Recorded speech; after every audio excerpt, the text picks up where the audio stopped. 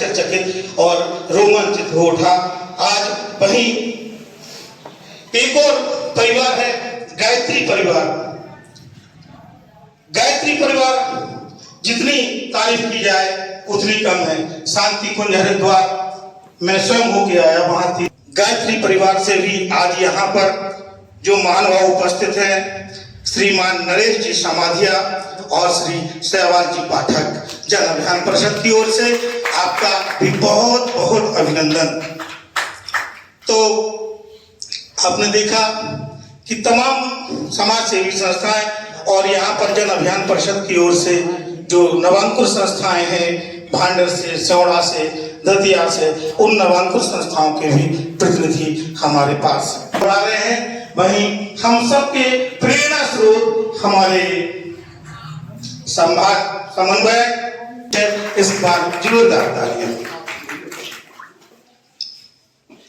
इस कार्यक्रम को सजाने का, संवारने का कार्य हमारे जिला समन्वयक माननीय श्री कुमार साहब, श्री मुनेन्द्र जी सेठवार हमारे बीच उपस्थित है, इनका भी स्वागत। वही जो है बीसी के रूप में, ब्लॉक कोऑर्डिनेटर के रूप में भांडर को संभालते हैं श्री शैलेंद्र जी लिटोरिया, और हमारी बहन श्रीमती ज्योति गोस्वामी जो दतिया की ब्लॉक कोऑर्डिनेटर हैं, इनका भी अपना एक योगदान है। दीप प्रज्वलन करें।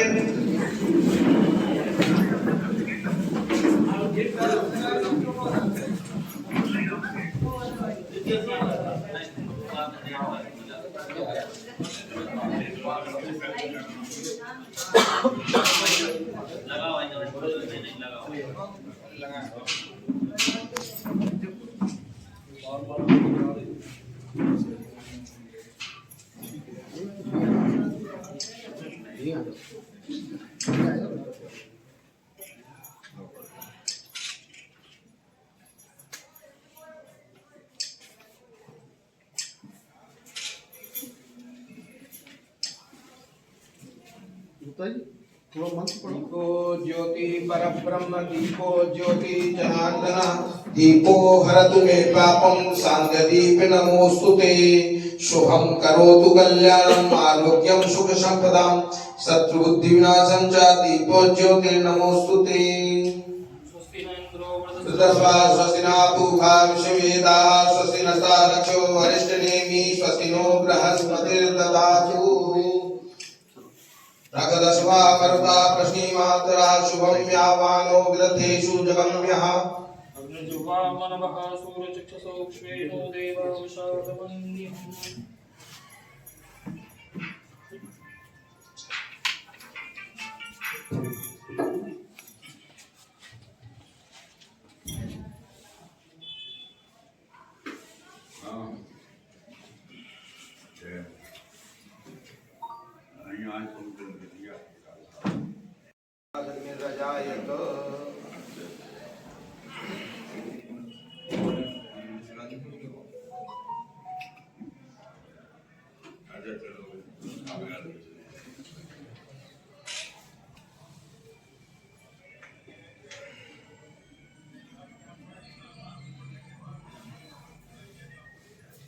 करें तो मैं माननीय सेठवाल साहब को आमंत्रित करता हूं कि वह परुआ जी का माल्यार्पण कर स्वागत करें। हमारे बीच जो महाराज जी हैं श्री सेठवाल साहब की जरा से निवेदन पर आज यहाँ सारी संस्थाओं के लोग उपस्थित हैं, चाहे हार्टफुलनेस हो, गायत्री परिवार हो, पतंजलि योग संस्थान हो या ब्रह्म कुमारी आश्रम हो, सभी विद्वतजन गुरुजन आज हमारे बीच हैं। वो कहते ना कि विद्वत्तम च नृपत्तम च नैव तुल्य कदाचनम, स्वदेशे पूज्यते राजा, स्वदेशे विद्वान सर्वत्र पूज्यते, स्वदेशे पूज्यते राजा, विद्वान सर्वत्र पूज्यते। तो जो राजा है ना, लेकिन आप जैसे विद्वानों की पूजा तो सर्वत्र सारे संसार में हुआ करती है। तो आज ऐसे ही गुणीजन विद्वान जन हमारे बीच उपस्थित हैं। तो हम अपनी नवांकुर संस्थाओं के माध्यम से उनका स्वागत और सम्मान कराना चाहेंगे। तो मैं सर्वप्रथम श्री चंद्र प्रकाश जी गौरव, जो भांडेर से एक नवांकुर संस्था का प्रतिनिधित्व करते हैं, और आप आए, और जो ब्रह्म कुमारी आश्रम से हमारे बहन जी दीपा जी और भाई जी पधारे हैं, उनका स्वागत करें।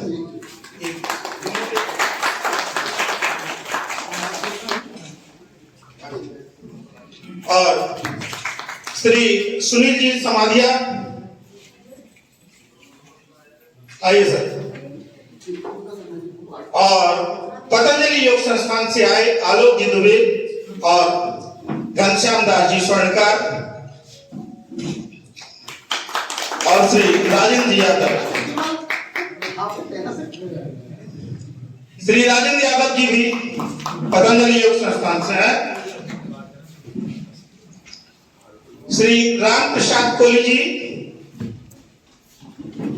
आप पधारे, और हार्ट फिटनेस से डॉक्टर सुशील प्रजापति जी हमारे बीच हैं, उनका स्वागत। रेखा दीदी आप भी आए।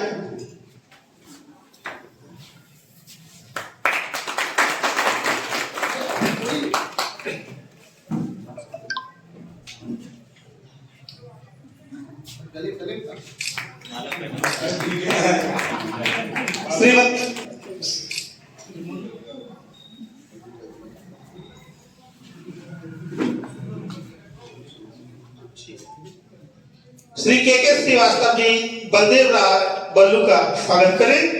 आप वरिष्ठ समाज सेवी हैं। श्री के श्रीवास्तव जी।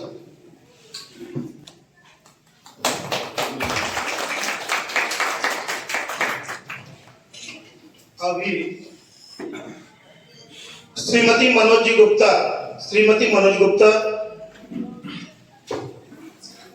आप आए, और गायत्री परिवार से आए नरेश जी शर्मादिया का स्वागत करें।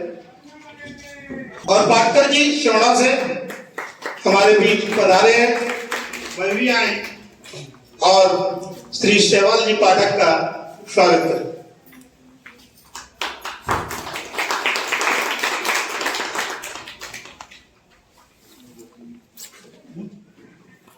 उपस्थित है तो भैया अनिल जी श्रीवास्तव आए और परमार जी का स्वागत करें।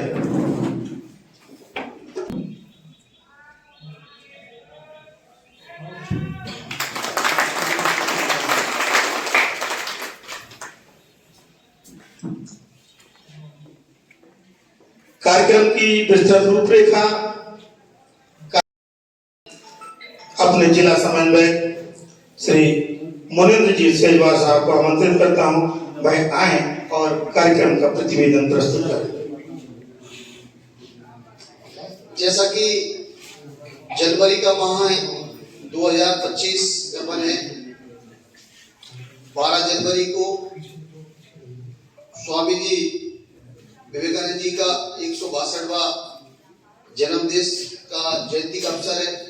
इस पूरे माह कहीं ना कहीं खेल गतिविधियों और युवाओं को प्रेरणा स्रोत स्वामी विवेकानंद जी का एक पूरा माह रहता है। उसके अंतर्गत आप और हम यहाँ बैठकर आज स्वामी जी के जीवन में युवाओं को क्या सीख लेना चाहिए, आज इस कार्यक्रम की गरिमा जो आप सबके मध्य विराजमान है, महंत रामदूत जी महाराज जो भांडेर से पधारे हैं, कई कार्यक्रमों में आपने व्याख्यान किए हैं और एक ओजस्वी वक्ता के रूप में आप युवाओं के क्षेत्र में प्रेरणा स्वरूप भी है।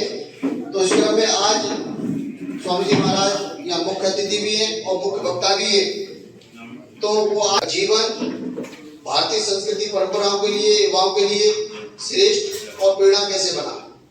तो इसी क्रम में हमारे मध्य में आदरणीय श्री बरुआ जी जो हमारे संभाग संवाद है, मैं उनका भी स्वागत करता हूँ, वंदन करता हूँ, क्योंकि वो कई जिलों में उनका जाना रहता है, लेकिन नदिया में मेरे आग्रह पर, हमारे बीसीओ के आग्रह पर वो आज यहाँ पधारे हैं, तो मैं उनका इस कार्यक्रम को बहुत बहुत स्वागत करता हूँ।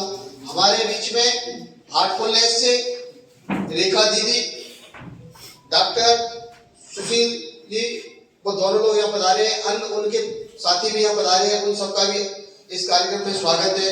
इसी प्रकार से हमारे बीच में ब्रह्म कुमारी से आश्रम से दीदी पूरा परिवार यहाँ पधारा है, मैं उनका भी हार्दिक स्वागत वंदन करता हूँ।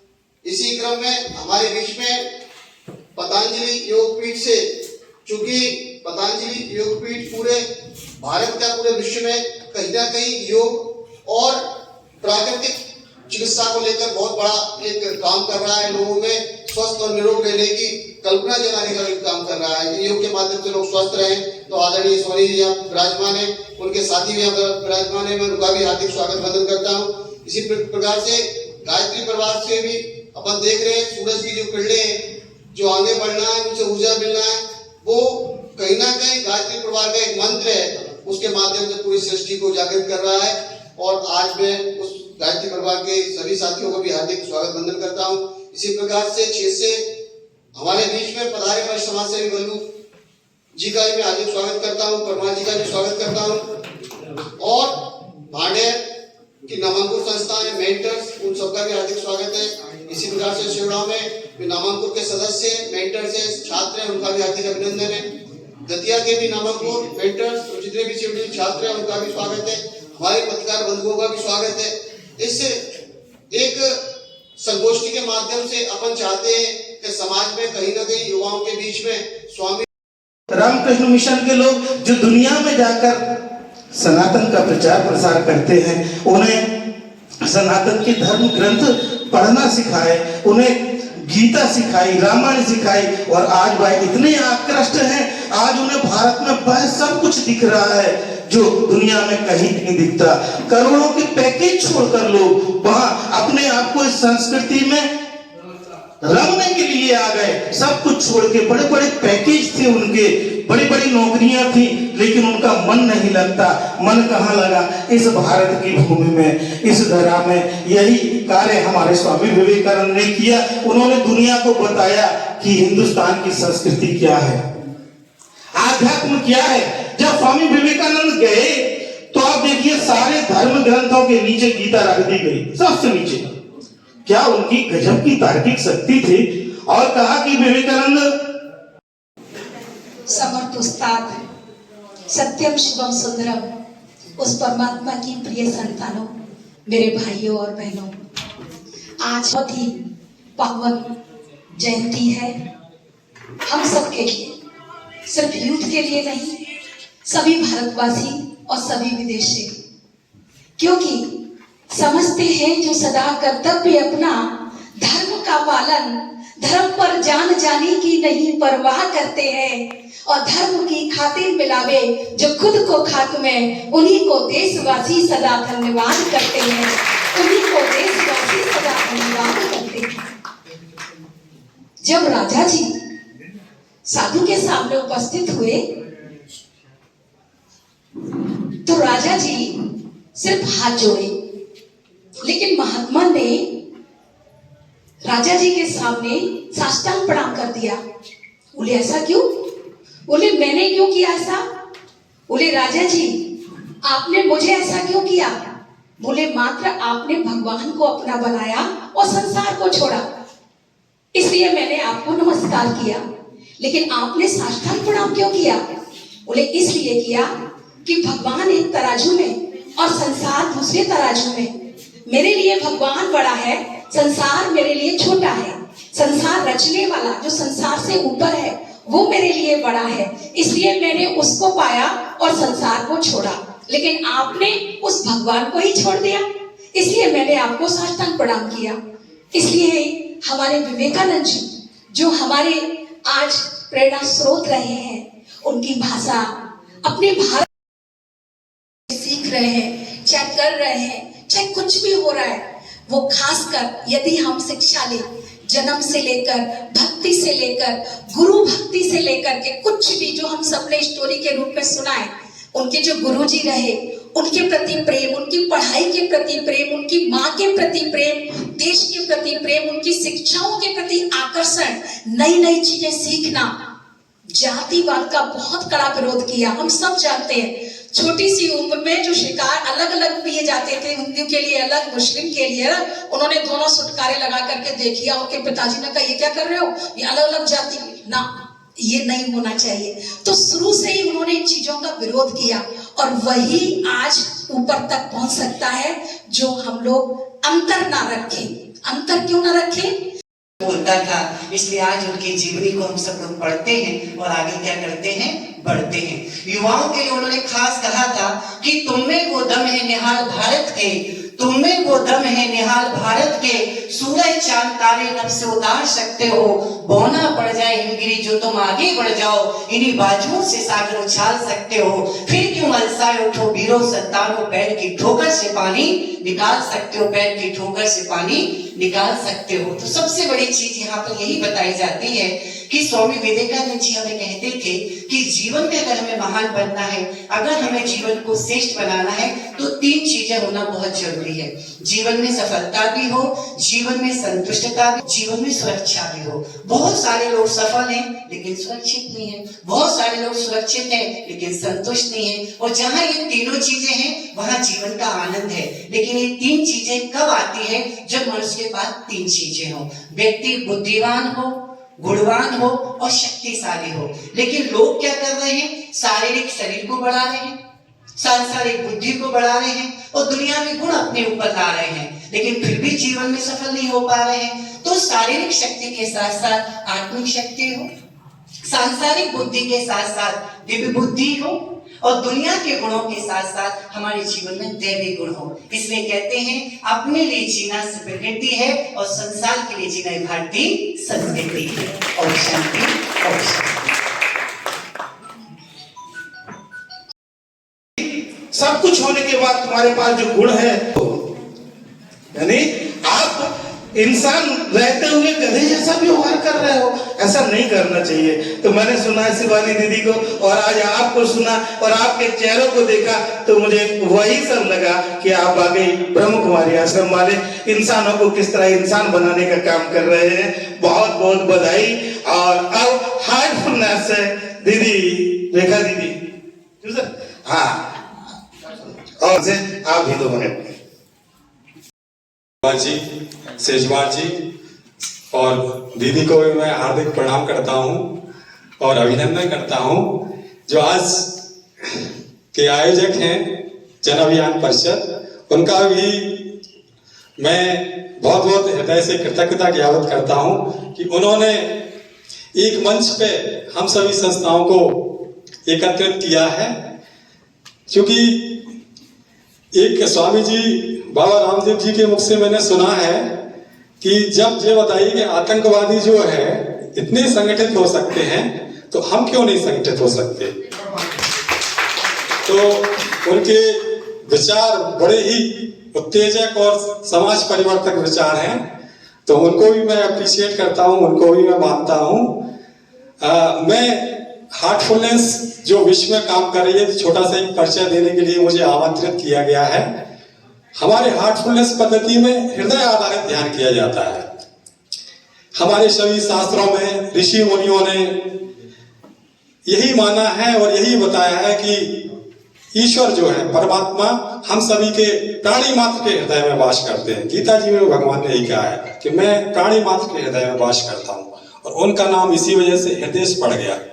इसी परिप्रेक्ष्य को देखते हुए हमारी संस्था में हृदय आधारित ध्यान किया जाता है।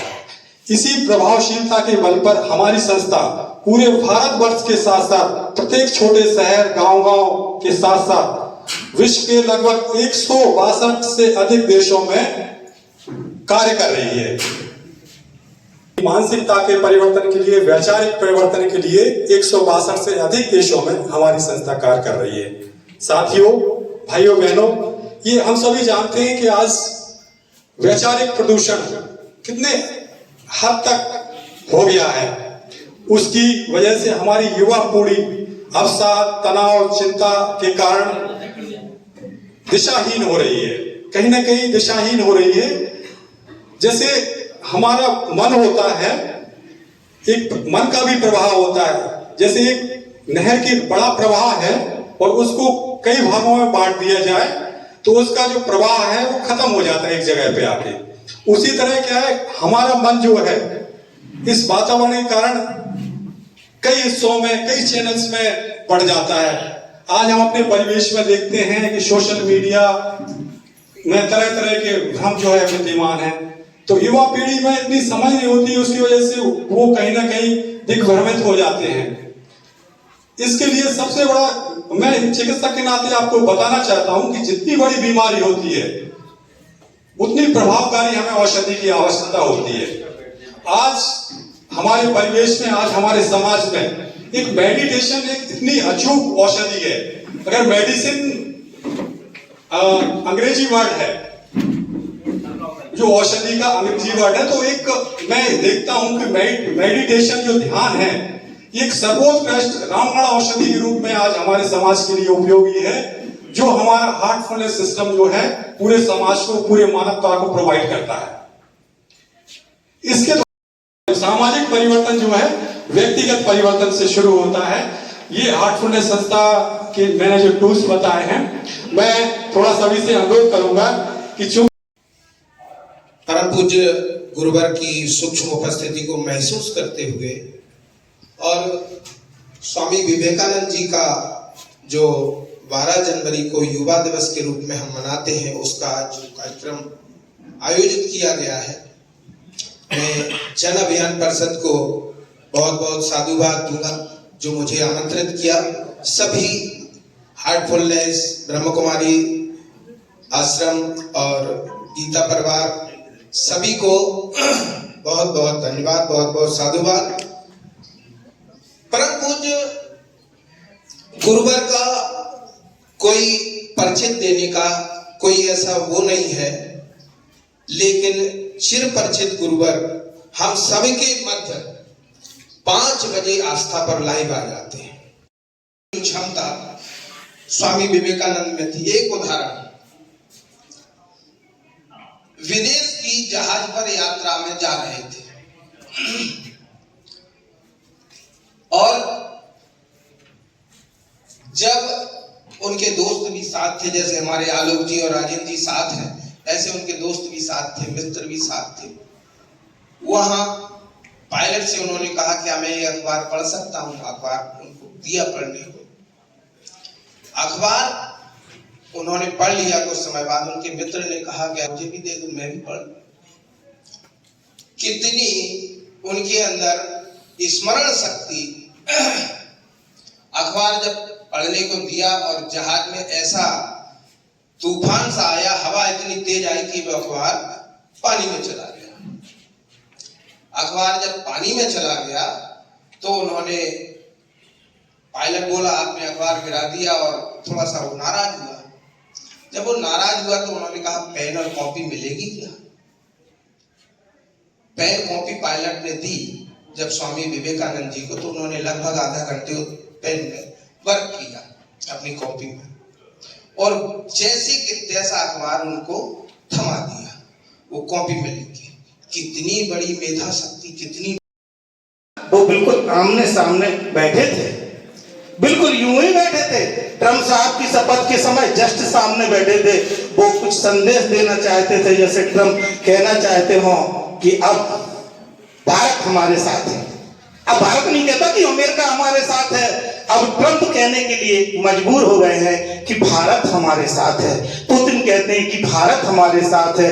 आप देखो, दो दुनिया की महाशक्तियां, दोनों अलग अलग, लेकिन दोनों ये कह रही कि भारत हमारे साथ है, हम भारत के हैं। इससे बड़ा परम भाग्य क्या होगा कि सब हमारी ओर देख रहे हैं, सब भारत की संस्कृति की ओर देख रहे हैं, सब भारत की ओर आशा भरी निगाह से देख रहे हैं। आज पूरा विश्व चाहता है कि भारत हमारा नेतृत्व करे। यह हमारी संस्कृति के लिए। हम जीवन देखें, आदमी को देखें, हम इंसान को देखें तो देखेंगे वही 2 हाथ हैं, वही आंखें हैं, वही पैर हैं, लेकिन है क्या? आदमी एक टेंशन का पुतला बना हुआ है। सुबह से लेके शाम तक केवल टेंशन, अपने ऑफिस में टेंशन, परिवार में टेंशन, हर चीज की टेंशन लेके आदमी घूम रहा है। आज मनुष्य का जीवन एक टेंशन बन चुका है। इसी को खत्म करने के लिए स्वामी विवेकानंद जी के जो विचार हैं उन्हीं को आगे बढ़ाते हुए हमारे गुरुदेव ने, श्री पंडित श्री आचार्य शर्मा जी ने इसी को पढ़ाया है, और उन्होंने वो दिया, एक उद्देश्य दिया अपना अपना एक विचार दिया कि मौका ना छोड़िए, तो चिराग सी तासीर रखिए, ये मत सोचिए कि घर किसका रोशन हो। चिराग सी तासीर रखिए, ये मत सोचिए कि घर किसका रोशन हुआ। सम्मानीय मंच, क्योंकि यहाँ कोई अध्यक्ष तो कुछ है नहीं, सभी प्रबुद्ध श्रोतागण है। और मैं समझता हूँ कि हमारा जो आज कार्यक्रम था तो स्वामी जी पर केंद्रित था, लेकिन हम विषयांतर हुआ थे। स्वामी जी पे इतना भूल गए नहीं बोले, तो मैं थोड़ा सा स्वामी जी का परिचय दूंगा, फिर उनकी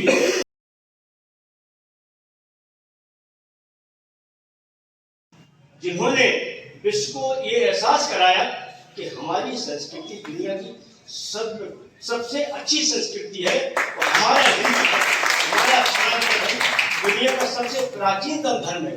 वो तो हम गुलामी की मानसिकता के कारण अपने आप में इतना हीन महसूस करने लगे, जब वो 1893 शिकागो में जो विश्व धार्मिक, आध्यात्मिक और सामाजिक संगठनों के जो प्रतिनिधि यहाँ पर उपस्थित हैं, चाहे वो पतंजलि से हों, गायत्री परिवार, हार्ट फाउंडेस, ओम शांति, ब्रह्म कुमारी और भी हमारे सामाजिक संगठन के प्रतिनिधि भी बैठे हैं। आप सभी लोगों ने स्वामी जी के बारे में विस्तृत रूप से उनके विचारों के बारे में भी बताया, और बाकी स्वामी जी क्या चाहते थे, क्या स्वामी जी ने क्या सोचा होगा आने वाले भारत के लिए, ऐसे विचार भी आप लोगों के द्वारा यहाँ पर बताए गए। वास्तव में स्वामी जी का जन्म तो उस समय हुआ जब हम लोग गुलाम थे, और एक गुलाम देश में उस समय एक संत का उदय होना, और वो भी विदेशी धरती पर जाकर सनातन धर्म और हिंदू धर्म के बारे में वहां बताकर उसकी स्थापना करवाना, पूरे विश्व में ये मैसेज देना कि हमारा धर्म कितना श्रेष्ठ है, वो अपने विचारों से उन्होंने वहां पर जाकर किया। और वो जो धर्म सम्मेलन कराया गया था, वो धर्म सम्मेलन जो आयोजित किया गया था, वो जिस धर्म ने किया था, वो धर्म अपनी प्रतिष्ठा और अपने बड़प्पन के लिए उन्होंने ऐसा सम्मेलन आयोजित कराया था। उन्होंने ये सोचा नहीं होगा एक भगवाधारी संत भारत से आएगा और वो पूरे धर्म सम्मेलन को अपनी तरफ मोड़ देगा। तो स्वामी जी ने वास्तव में ऐसा किया वहां पर जाकर, और हिंदू धर्म की, सनातन धर्म की जो महत्ता थी वहां पर बताई। वैसे तो आप सभी यहाँ पर जो लोग आए हैं, उनके जो कार्य करने का तरीका है, अपने अपने तरीके अलग हैं सबके। जैसे पतंजलि योग पीठ है, तो योग के माध्यम से देश में जागृति कर रहे हैं। हमारे हार्टफुलनेस के लोग हैं, उनका ध्यान की तरफ है। गायत्री परिवार का काम करने का तरीका अलग है। हमारी प्रजापति ब्रह्म कुमारी हैं, उनका काम करने का तरीका अलग है। लेकिन हम सभी लोगों का उद्देश्य लगभग एक ही है, और हम सब लोग काम जो कर रहे हैं देश के लिए कर रहे हैं, भारत के लिए कर रहे हैं। हो सकता है उसकी इकाई कोई व्यक्ति हो, और ये कोई नई परंपरा नहीं है। भारत को हमेशा आध्यात्मिक दृष्टि से, धार्मिक दृष्टि से अगर जोड़ा है तो साधु संतों ने ही जोड़ा है। एक समय आज शंकराचार्य जी निकलते हैं और पूरे देश को एक ऐसा जोड़ने का प्रयास करते हैं कि चारों कोनों में 4 मठों की स्थापना करते हैं, और भारत को पुनः सनातन धर्म की ऊंचाई तक पहुंचाते हैं। ये मीराबाई हो रही है, कहीं नरसिंह मेहता हो रहे हैं, कबीरदास जी हो रहे हैं, तुलसीदास जी हो रहे हैं, रैदास जी हो रहे हैं। ऐसे तो भारत मुख्य रूप से धर्म प्रधान देश है, और हमारी सबसे बड़ी विशेषता यह है कि भारत में बड़े बड़े राजा महाराजा भी हुए, लेकिन हम कहते हैं कि वसुधैव कुटुंबकम, जैसे अभी भाई साहब ने बोला कि पूरे विश्व को ही हम अपना परिवार मानते हैं, लेकिन हमारे विशेषता रही कि हम भारत का कोई भी व्यक्ति, कोई भी राजा, कभी भी हमने दूसरे धर्म को, अपने धर्म को दूसरे धर्म पर थोपा नहीं, और हम कभी भी युद्ध करने के लिए, किसी देश पर कब्जा करने के लिए कभी बाहर गए नहीं। और हमारे यहाँ लोग आते हैं, अब ऐसा तो है नहीं कि बाहर से कोई लोग व्यक्ति किसी गरीब आदमी के यहाँ चोरी करने कौन जाएगा, डकैती डालने कौन जाएगा भैया। तो लोग जब हमारे यहाँ आ रहे हैं तो इसका मतलब है कि हम सोने की चिड़िया तो थी। तो चाहे वो अंग्रेज आए हों, चाहे मुगल आए हों, वो आए तो भारत को लूटने के लिए ही आए थे, और उन्होंने भारत को बहुत लूटा, हमारे धार्मिक रूप से तो नष्ट किया। फिर अंग्रेजों ने, अपन सभी लोग सुनते हैं, मैकाले शिक्षा पद्धति, लॉर्ड मैकाले ने शिक्षा पद्धति लागू की, जिसके माध्यम से हमारे अंदर, तो उसने बोला कि काले अंग्रेज पैदा होंगे, शिक्षा पद्धति बदल दी। हमारे यहाँ तो ऐसा कोई गांव नहीं था जो हमारे यहाँ शिक्षा के केंद्र ना हो। तो कई प्रकार से हमले किए गए, लेकिन हम आज भी खड़े हुए हैं। तो वो सब जो जिसको सिरे जाता है, वो ऐसे ही सामाजिक जो संगठन है, धार्मिक संगठन है, आध्यात्मिक संगठन है, जो उस समय से लेकर अभी तक वर्तमान तक काम कर रहे हैं, ऐसे संगठनों को जाता है। स्वामी जी के बारे में बहुत से आप लोगों ने उनके बारे में बताया ही। जैसे अपन बोलते हैं ना, युवा दिवस के रूप में स्वामी जी का जन्मदिन मनाते हैं। उन्होंने युवाओं से आह्वान किया कि वो जानते थे कि देश को कोई बदल सकता है तो युवा शक्ति बदल सकती है। तो उन्होंने कहा था कि हमको 100 युवा मिल जाए तो पूरे भारत की मैं तस्वीर बदल दूं। इसलिए उन्होंने रामकृष्ण मिशन की स्थापना भी की। वहां पर भी उन्होंने, बहुत बड़ा संगठन है रामकृष्ण मिशन, और वो भी भारत निर्माण के लिए काम कर रहा है। अन्य संगठन है, अन्य जैसे अभी तो अपन सब लोग देख रहे हैं कुंभ में कहां से अखाड़े से साधु संत इकट्ठे हो रहे हैं, रोज अपन देख रहे हैं।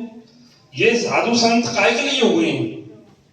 ये साधु संत अपने कल्याण के लिए तो हुए हैं, लेकिन देश के और राष्ट्र के कल्याण के लिए विचार कर रहे हैं।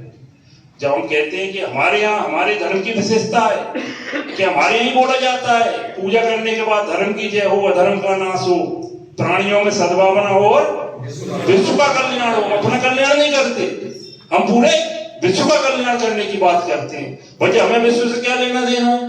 हम तो भारत का कल्याण करेंगे, लेकिन हम विश्व का कल्याण करते हैं। हम चीटी में भी भगवान का स्वरूप देखते हैं।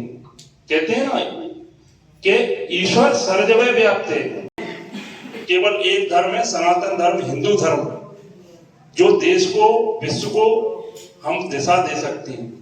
और ये धर्म जीवित किसने रखा है? हम जैसे जो धार्मिक आध्यात्मिक संगठन है, इनकी वजह से धर्म जीवित है। हमारे ऋषि मुनि परंपरा के हमारे रामदूत जी महाराज बैठे हैं, जो धर्म के लिए काम कर रहे हैं। इन जैसे लोगों के कारण धर्म जीवित है। स्वामी विवेकानंद जी ने जो हमको मार्ग दिखाया था, उसी मार्ग पर चलकर हम सभी लोग राष्ट्र कल्याण के कार्य में लगे हुए हैं। आज हम सभी लोग स्वामी विवेकानंद जी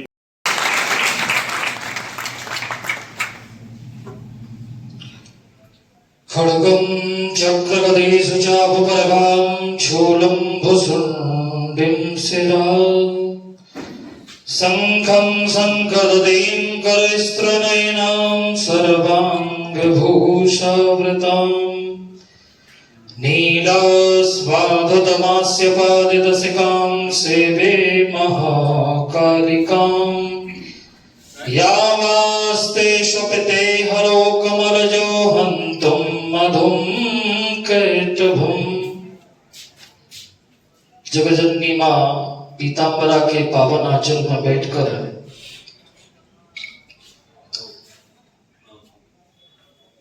योग पुरुष और भारत को एक दिशा देने वाले ऐसे महान व्यक्तित्व के बारे में आज हम विचार कर रहे हैं। ये हमारे लिए सौभाग्य की बात है। तो तो पूज्य स्वामी विवेकानंद जी की जन्म जयंती के उपलक्ष्य में ये कार्यक्रम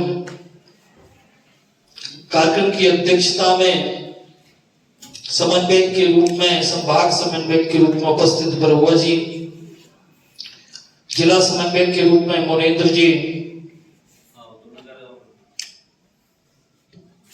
आदरणीय भदौलिया जी,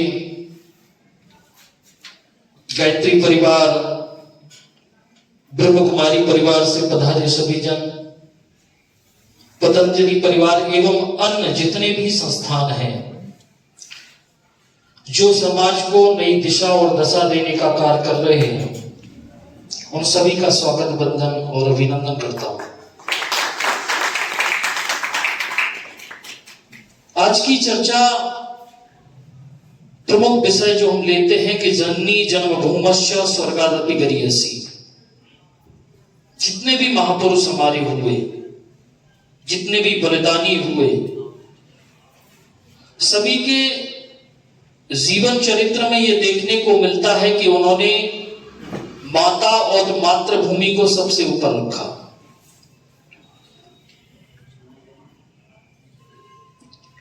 आज प्रश्न बन रहा है कि हम पढ़ तो रहे हैं, पढ़ा भी रहे हैं, लेकिन एक मुद्दा उठता है कि आज का युवा सबसे ज्यादा डिप्रेशन का शिकार है। 18 से 20 साल, 25 साल के युवा मानसिक बीमारी से पीड़ित है।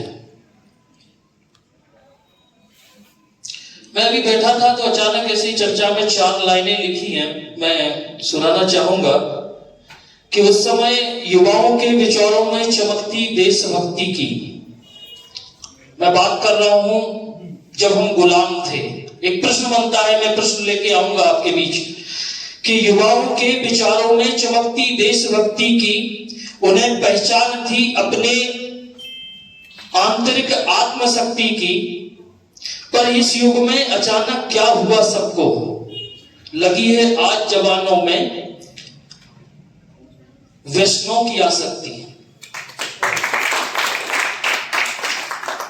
अभी बरुआ जी कह रहे थे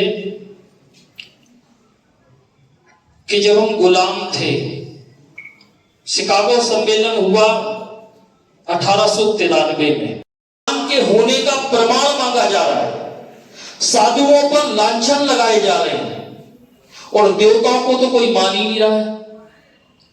तो क्या हम गुलाम ही श्रेष्ठ थे कि ये स्वाधीनता श्रेष्ठ है? इससे अच्छा तो हम गुलाम ही श्रेष्ठ थे, क्योंकि हमें उस समय रामचरितमानस लिखने से नहीं रोका गया, हमें उस समय धर्म संसद में भाइयों और बहनों कहने से नहीं रोका गया। हम बात करते हैं सनातन की कि सनातन सर्वश्रेष्ठ है, यह वास्तविक है। क्यों? क्योंकि आप इस्लाम को पढ़ेंगे, इस्लाम की कुरान में सूरह नंबर 9 आयत नंबर 135 में लिखा है कि गैर मुस्लिम काफिर है और उसका कत्ल करना जायज है। बाइबल कहता है कि क्रिश्चियन ही क्रिश्चियन का भाई हो सकता है। गुरु ग्रंथ साहिब कहती है कि एक ओंकार, अकेला एक गुरु, लेकिन सनातन कहता है कि अयम निजा परावेटी गणना लघु चेतसाम उदार चरता नाम तू वसुधैव कुटुंबकम। सनातन कहता है कि सर्वे भवन्तु सुखिनः सर्वे सन्तु निरामया सर्वे भद्राणि पश्यन्तु मा कश्चित् दुःखभाग्। सनातन कहता है कि निज ब्रह्म देखै जगत कैसन करे विरोध। सनातन कहता है कि सिया राम में सब जग जानी, ये सनातन कहता है। हमारा धर्म, हमारे धर्म ग्रंथ जब सर्व भावों की बात करते हैं, जब सभी के अंदर भगवान को देखते हैं, तो हमें उदार बनना सिखाया जाता है। स्वामी जी ने भी अपने वक्तव्य में कहा था, ईश्वर में आस्था, धर्म पर विश्वास, जीवन मरण में आस्था, और 2 प्रमुख सिद्धांत, एक तो ज्ञान और दूसरा सुख। क्यों? क्योंकि विद्या ददाति विनयम, विनयम ददाति पात्रता, पात्रता ददाति पुण्यम, पुण्यम ददाति वही सुखम। और जब सुख मिलता है तो इंसान मोक्ष की तरफ जाता है। लेकिन वर्तमान स्थिति में क्या है, हमारे सारे यहां जितने भी संस्थाएं सभी बैठी हैं, स्वामी जी मानते थे एकम सद विप्रा बहुधा वदन्ति। विचार अलग अलग हो सकते हैं, संस्थाओं के कार्य अलग हो सकते हैं, लेकिन उद्देश्य एक होना चाहिए कि भारत श्रेष्ठ बने, इस देश का युवा श्रेष्ठ बने। क्योंकि की अगर व्याख्या देखें, बिन पग चलें सुनाई बिन काना, करबिन कर्म करें बिन नाना, आनंद रहित सकल रस भोगी, बड़वानी वक्ता बड़ योगी। अब कैसे आप पहचानेंगे?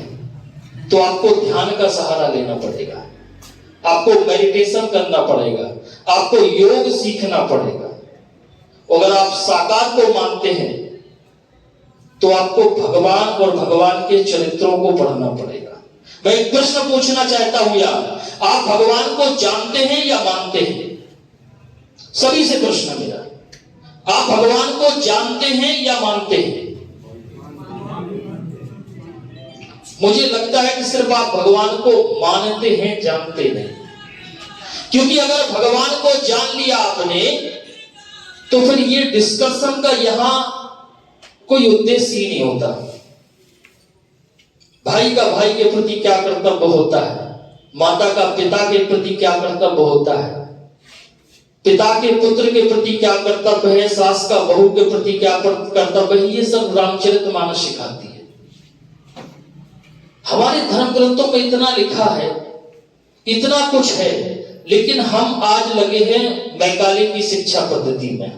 हम पढ़ेंगे, नौकरी मिलेगी, नौकर बन जाएंगे, परिवार होगा, पैसा होगा, मर जाएंगे, चले जाएंगे। धर्म कहाँ है पता नहीं, उद्देश्य क्या था पता नहीं, किस लिए आए थे ये भी पता नहीं। भाई अगर यही करना होता तो राम जी के पास चक्रवर्ती पूरा राज्य था, जहां चक्रवर्ती कहा जाता लिखे जा चुके थे। आज उन्हें लोग फॉलो कर रहे हैं। हमारे संचालक महोदय कह रहे हैं कि कुंभ में 21 देशों के लोग पार्टिसिपेट कर रहे हैं। वो पार्टिसिपेट नहीं कर रहे हैं, वो ये सीखने आ रहे हैं कि भारत में अब लूटने को बचा क्या है। भाई संपत्ति तो लूट ली, लेकिन संस्कृति नहीं लूट पाए। तो आज भी जो महापुरुषों, जो साधु संतों की वजह से हमारी संस्कृति बची है, वो लूटने के लिए आ रहे हैं। और कोई भी व्यक्ति हो, वो तभी किसी को स्वीकार करता है जब उसे समझ में आ जाता है कि ये हमसे ज्यादा प्रभावशाली है। इंसान तीन ही प्रकार से जुड़ता है, या तो अभाव से जुड़ेगा, या प्रभाव से जुड़ेगा, या दबाव से जुड़ेगा। भाई अभाव उन्हें है नहीं, क्योंकि वो कहीं ना कहीं भारत से ज्यादा उनकी इकोनॉमी अच्छी है। दबाव भारत बना नहीं सकता, क्योंकि आज भी हम कई देशों के संरक्षण में चलते हैं। लेकिन प्रभाव आज भी भारत की संस्कृति का इतना है कि उन्हें खींच के लाता है और सुबह 4 बजे गंगा में डुबाता है। ये प्रभाव की बात है। अब यहां हमारी आपकी जिम्मेदारी बनती है कि हम जब ऐसे कार्यक्रम करते हैं, क्योंकि मैं पिछले 2 साल से नेशनल मीडिया और प्रादेशिक मीडिया के लिए डिबेट करता हूं सनातन धर्म गुरु के तौर पे। अक्सर हमारा सामना जो है वो मौलानाओं से होता है, इससे ज्यादा कोई कॉम्पिटिटर है नहीं, या सपा के प्रवक्ता होते हैं। भाई एक सपा प्रवक्ता है भुवन भास्कर जोशी जी। तो योगी जी ने बयान दिया कि अगर वो वक्फ की जमीन है तो कागज दिखाइए, वरना खाल खींच लेंगे। भाई कुछ लोगों को बुरा लगा। उस डिबेट में हमें सौभाग्य से आमंत्रित किया गया, तो जोशी जी ने कहा कि किसी भी संवैधानिक पद पर बैठे हुए व्यक्ति को एक धर्म का पक्ष नहीं रखना चाहिए। भाई हमने एक काउंटर क्वेश्चन किया उनसे कि हमने भारत के पौराणिक इतिहास में पढ़ा है कि राजा धर्मप्रिय होना चाहिए, अब योगी जी एक तो बाबा हैं और दूसरा शासक भी हैं, तो क्या उनका धर्मप्रिय होना गलत है? और 3 उनसे प्रश्न किए कि क्या जब इफ्तिहार की पार्टियां मुख्यमंत्री आवास पर होती थी, क्या जब नवाजों के लिए सड़कों पर जगह दी जाती थी, क्या जब उत्तर प्रदेश की पुलिस को आजम खान की भैंसे ढूंढने में लगाया जाता था, क्या जब सैफई महोत्सव में आईएएस पीसीएस जैसे अधिकारियों को पैरों में बैठाया जा सकता था, वो संविधान सम्मत था, धर्म सम्मत था? तो जब आप एक समुदाय विशेष के लिए, भाई भारत पाकिस्तान का बंटवारा क्यों हुआ? इन्होंने एक विचार रखा था कि हमारा खान पान आपसे नहीं मिलता, हमारा व्यवहार आपसे नहीं मिलता, हमारी पूजा पद्धति आपसे नहीं मिलती, तो ये कल आंतरिक कलह का विषय बनेगा, आप हमें एक अलग देश दे दीजिए। भाई ये भारत की उदारता थी, उन्हें देश दिया, जमीन दी, 60 करोड़ रुपए दिए। तब भारत की आर्थिक स्थिति इतनी अच्छी नहीं थी, लेकिन फिर भी दिया, बसाया। और ये हमारे यहाँ के महापुरुषों का चमत्कार है कि उन्होंने कहा जो जाना चाहते हैं वो जाएं, जो रहना चाहते हैं वो रहे। अब रहने का यह नतीजा है कि भारत में 47 में वक्फ बोर्ड के पास 30,000 एकड़ जमीन थी, आज 9,72,000 एकड़ जमीन है वक्फ बोर्ड के पास। वक्फ का मतलब होता है दान करना। भारत में मुझे पता है 1-2 ही रियासतें थी, एक तो हैदराबाद के नवाब थे जो मुस्लिम थे, या 1-2 ऐसी नवाब रियासतें जो मुस्लिम पाकिस्तान छोड़कर भारत आए, उनको यहां बसाया गया, अल्पसंख्यक का टैग दिया गया, उन्हें सुविधाएं दी गई। क्या वो 9 लाख एकड़ दान कर सकते हैं? उनके पास इतनी संपत्ति होगी? तो ये संविधान में कुछ ऐसे धर्मनिरपेक्षता को आड़ में लेके हमारी संस्कृति को डुबाने का जो कार्य किया, वो कहीं ना कहीं देश की राजनीति ने किया। अब हम अगर जागरूक हो रहे, कहते हैं कि जब जागो तब सवेरा, अगर आज भी जागरूक हो रहे और हमारी संस्थाएं, हमारे युवा, हमारे समाज से भी अगर जागरूक हो रहे हैं, तो हमारा काम है हमारी संस्कृति को आगे ले जाना। संस्कृति का जो लक्ष्य है, संस्कृति का जो नियम है, जो हमारे महापुरुषों ने बताया, स्वामी विवेकानंद जी ने कहा कि आज के युवाओं को जो प्रमुख आवश्यकता है, सबसे पहली तो उनका आत्मबल कमजोर है, दूसरा उनके शब्दों में विश्वास होना चाहिए, उनका व्यक्तित्व इतना प्रमुख हो कि वो अगर अपनी बात कहीं खड़े होकर रखे तो बात सम्मत भी हो, शाश्वत भी हो और स्वीकार करने योग्य भी हो। लेकिन एक प्रश्न फिर बनता है कि जब हम व्यसनों में पड़े हैं, जब हमारी प्रारंभिक शिक्षा कमजोर हुई है, तो अब आप कहें कि युवा डिप्रेस हो रहे हैं। भाई डिप्रेस करने का काम तो हम और आप ही कर रहे हैं। जिसकी जितनी व्यवस्था उतनी सुविधा दे दी, और जितनी सुविधा मिली उसके ऊपर उतना ही प्रेशर डाल दिया। जब प्रेशर रहेगा तो कहीं ना कहीं समस्याएं बढ़ेंगी।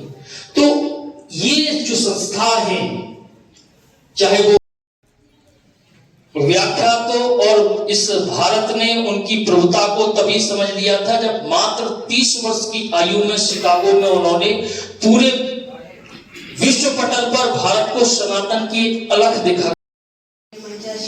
महंत जी, हमारे बरुआ जी, इनका मैं कार्यक्रम के समापन के लिए बहुत बहुत आभार व्यक्त करती हूँ। एवं हमारी पतंजलि संस्था, गायत्री परिवार, ब्रह्म कुमारी परिवार और हमारे योग ध्यानपीठ से आए हुए सभी संस्थाओं का मैं बहुत बहुत आभार प्रकट करती हूँ। इसी तरह से हमारे नामापुर संस्था, समाज सेवी, मेंटर्स और हमारे छात्र छात्राएं और हमारे जो मीडिया प्रभारी लोग हैं, उन सभी का मैं बहुत बहुत धन्यवाद करती हूँ। आपने कार्यक्रम को समय बनाया।